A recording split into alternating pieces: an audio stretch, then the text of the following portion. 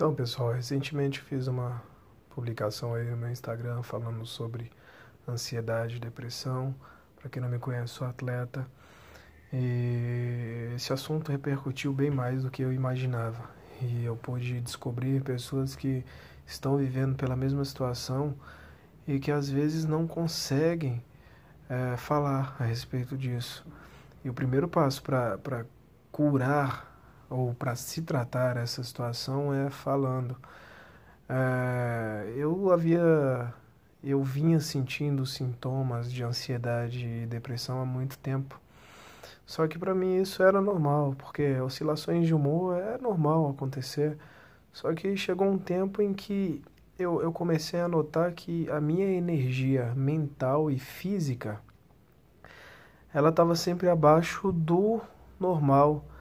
E chegou um momento em que eu comecei a desanimar de fazer coisas que anteriormente eu gostava muito de fazer, de treinar, de sair com os amigos, de me divertir, de ter um momento social. E eu fui percebendo que com o tempo isso foi se tornando cada vez mais crítico, a ponto de querer ficar em casa, de não querer ir trabalhar, de não querer correr atrás daquilo que eu queria. E esses sintomas, eles vieram de várias formas. Fadiga mental e física, falta de ar, acordava no meio da noite com taquicardia, com a sensação de que algo ruim ia acontecer. Medo, tinha medo, às vezes vinha um medo enorme em mim. E E eu fui ficando cada vez mais debilitado com a situação. E, por incrível que pareça, às vezes a gente olha as pessoas e por detrás de sorrisos a gente não faz ideia do que está se passando na vida daquelas pessoas. E comigo foi da mesma forma. Porque por ser atleta, por ter um corpo que muitas vezes aparenta forte, o meu psicológico ele estava abalado. Chegou um momento em que eu não conseguia fazer mais nada, a tal ponto de ir para a academia, fazer um exercício e voltar para casa, porque eu não conseguia. E aí o tempo foi passando, a coisa foi ficando ainda mais crítica, e quando eu comecei a suspeitar que eu estava tendo crises de ansiedade e depressão, já tinham se passado vários anos, eu já tinha perdido várias oportunidades por não conseguir concluir algumas coisas das quais eu havia começado. E com muito custo também eu tive que buscar ajuda, e esse buscar ajuda para mim foi uma parte também difícil, porque como eu não sou uma pessoa de falar tanto, para mim era difícil buscar ajuda de alguém do qual eu não conhecia e expor a minha vida. Para mim isso era declarar incapacidade de resolver os próprios problemas. Mas eu queria sair daquela situação porque aquilo estava me sufocando cada vez mais. Eu tinha medo de mim mesmo, eu tinha medo de ficar sozinho, eu tinha medo de ficar na multidão, lugares com muitas pessoas. Me incomodava, eu sentia medo, eu achava que alguma coisa pudesse acontecer em qualquer momento. Eu não sentia vontade de ir trabalhar, eu ficava contando as horas para voltar para casa, os minutos, porque para mim a melhor coisa que poderia me acontecer era estar em casa e dormir, porque dormindo eu não pensava naquilo que estava me incomodando. E aí eu busquei ajuda. Primeiramente eu comecei a buscar um psicólogo. Tive a oportunidade de conhecer um grande profissional, Marco Guzmão, psicólogo esportivo, que me ajudou e tem me ajudado durante esse processo. E eu fui percebendo que eu estava perdendo para os meus pensamentos. Coisas que estavam acontecendo apenas na minha cabeça tinham a capacidade de me colocar no chão. E assim o tempo foi passando e eu fui podendo encontrar meios de poder bloquear esses pensamentos a ponto de fazer com que eles já não me derrubassem tanto.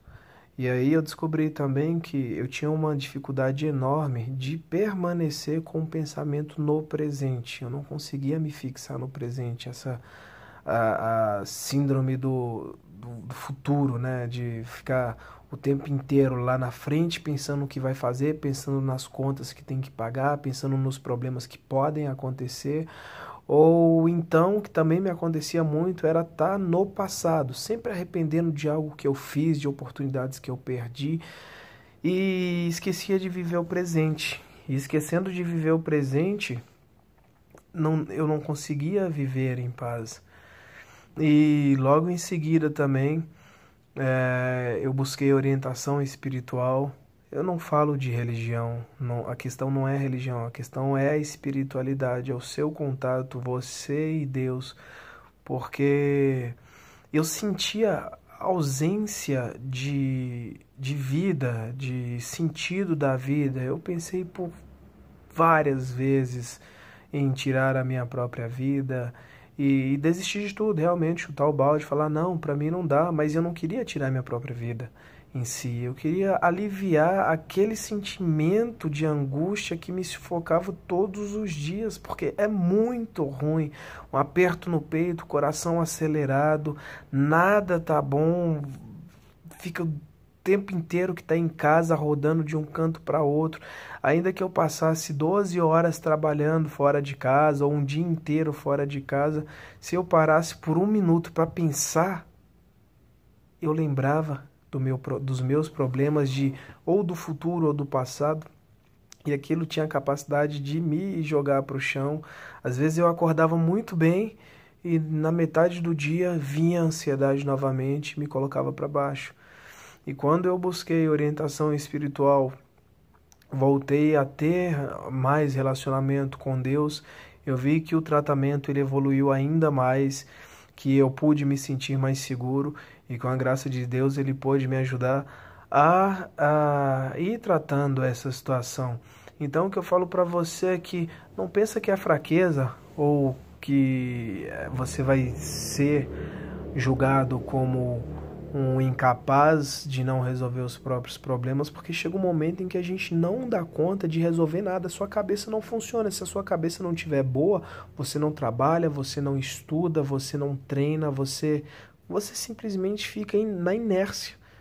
Porque se os seus pensamentos te bloqueiam, você não vai ter ações que vão te fazer ir para o próximo estágio.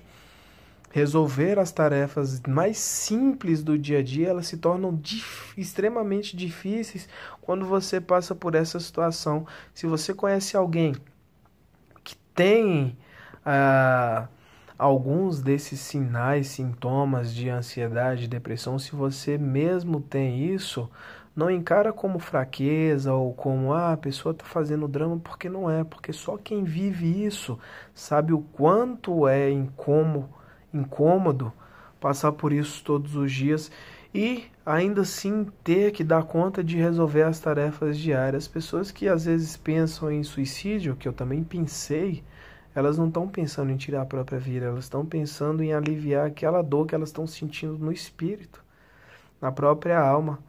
E então, se você tiver a oportunidade de buscar tratamento, buscar alguém que possa te aconselhar, ou um psicólogo, um psiquiatra, porque há casos em que é necessário sim a medicação, há casos que não. Eu também me automediquei, tá? Então eu tomava clonazepam, mas não por indicação médica, eu tomei por conta própria e eu descobri que era um saco, porque no outro dia eu ficava sonolento, ficava ainda pior do que o dia anterior. Porque eu só queria dormir, eu só queria ficar em casa, eu só queria fechar os olhos e saber que enquanto eu dormia, nada daquilo que me incomodava estaria presente. Então, se você que é atleta, se você que é mãe, se você que é pai, se você que é estudante, passa por isso ou conhece alguém que está passando pela mesma situação, fala, procura alguém, fala, porque a primeira forma de tratamento é a fala. Se exponha isso para alguém, não guarda para você sozinho, porque lembra que até a panela de pressão tem 2 válvulas de escape de pressão, porque senão ela explode. e com a gente da mesma forma, tá? Deus abençoe, valeu.